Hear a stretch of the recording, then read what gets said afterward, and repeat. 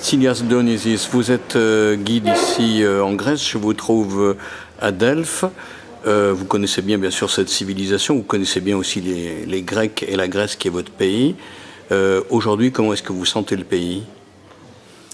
Le pays, il va avoir des problèmes. Il faut pointer sur un élan économique. Il faut assurer un contexte pour attirer des investissements des Grecs de la diaspora ou des étrangers.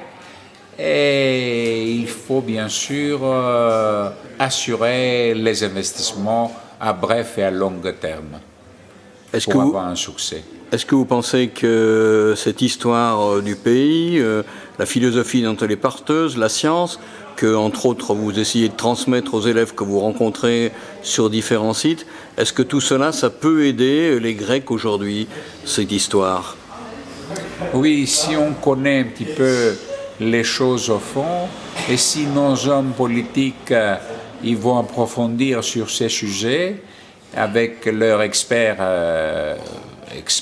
de concile, etc., ils peuvent sensibiliser les Européens et les Américains, trouver une solution sur le dette de la Grèce, parce que c'est important, au lieu d'avoir un pays en grand déficit qui exporte la matière grise au nord d'Europe ou en Amérique, etc., c'est intéressant pour toute l'Europe avoir un membre heureux, fort, etc., et se lancer de nouveau. Je crois que c'est une richesse pour l'Europe avoir des pays au sud forts et pas faibles.